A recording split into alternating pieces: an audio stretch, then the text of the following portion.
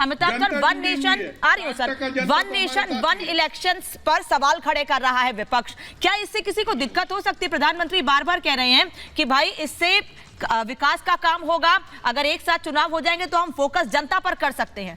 क्या परेशानी है फिर विपक्ष को, इससे क्यों दिक्कत हो सकती है? धन्यवाद अनामिका जी मुझे मौका देने के लिए।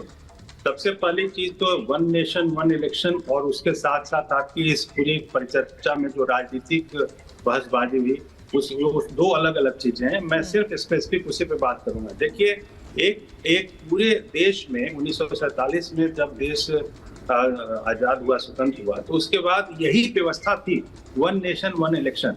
कांग्रेस पे जब पहली बार इंदिरा गांधी कांग्रेस अध्यक्ष बनी तो 1962 में पहली बार चुनी हुई सरकार केरल में वामपंथी सरकार को उन्होंने बर्खास्त किया और उस बर्खास्तगी के बाद वन नेशन वन इलेक्शन की जो पटरी पे से रेलगाड़ी थी वो उतरी।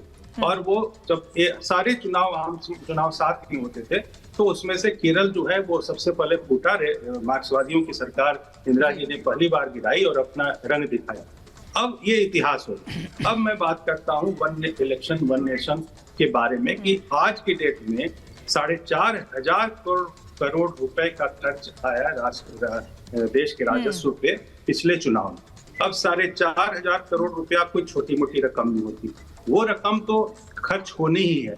यदि उसी में विधानसभाओं के भी चुनाव हो जाएं तो लगभग उसी का उसका डेढ़ा खर्चा, यानी लगभग 6,000 करोड़ रुपए का खर्चा आता है या 7,000 करोड़ रुपए का अंदाजा।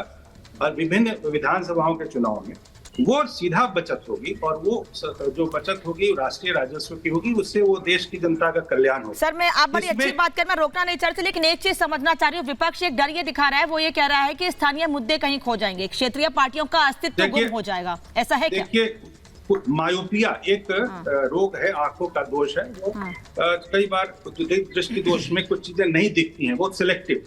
अब देखिए, भारत की जो जनता है, जो भारत का मतदाता है, वो इतना जागरूक है और ये जो भी ऐसा चार्ज लगा रहा है वो भारतीय मतदाता की विद्वता पे संदेह की उंगली उठा रहा है। कि उड़ीसा में देख लीजिए, आप तेलंगाना में देख लीजिए, अभी हाल की बात है, विधानसभा चुनाव और केंद्रीय चुनाव साथ साथ हुए और दोनों में मतदाताओं ने अलग अलग फैसला दिया।